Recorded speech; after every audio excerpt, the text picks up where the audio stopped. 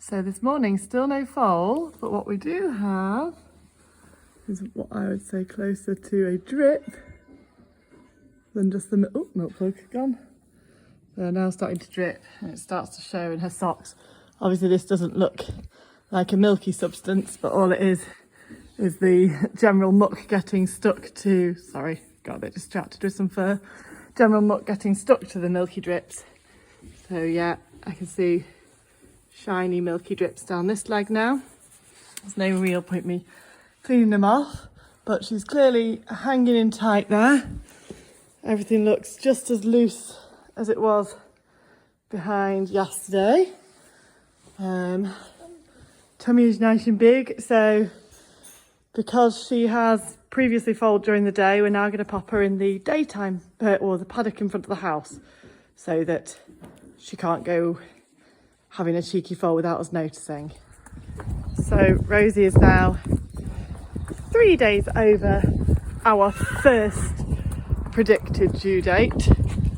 In fairness, that's not 100% accurate, because obviously they don't all foal to the exact precise day, and also because Rosie had natural coverings, she was covered a few times over 4 or 5 days before she rejected the stallion, so she could have caught on any of those occasions. Coco, out!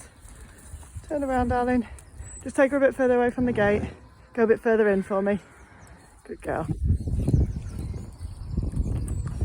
Do you know what, Isla? We will leave her head collar on today. No, tell a lie. We'll take it off. Go on, whip it off. It's not like we won't be able to catch her. Yeah, over her ears. I'm sure. Coco, come! Good girl, well done. Oh. Isla, out the field. Coco, out. I suppose Shoe, putting them on a field of grass like this is like the equivalent of the human version of going for a curry. So maybe even just a, oh, you are kidding. Come on, thanks. Maybe even just a tummy full of rich grass might be just the tonic we need to push that baby out. Certainly by the way she's walking now, she feels ready. As you can see, her tail's all plaited. Coco, out of the field. So yes, pretty sure I remember trying every trick in the book, curries, pineapple, etc. So hopefully this will be what Rosie needs, although also hopefully she won't just do it in the field without our supervision.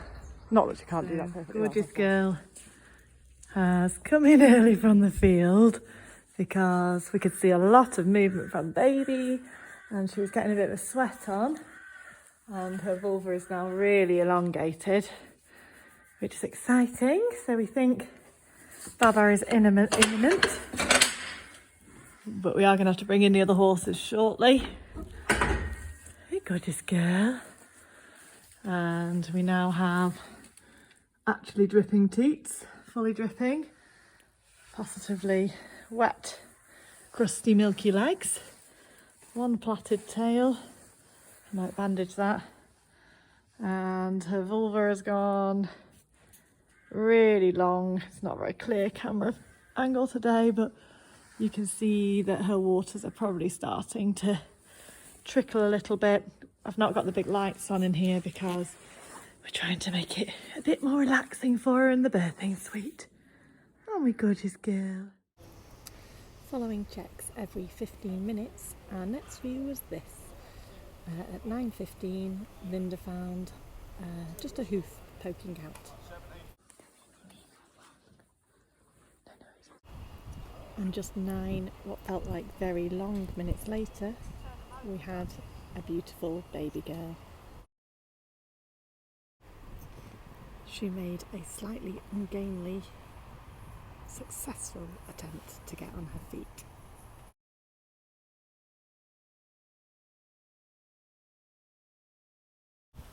And before long, with a little encouragement from Mum, she finds her way to the milk bar.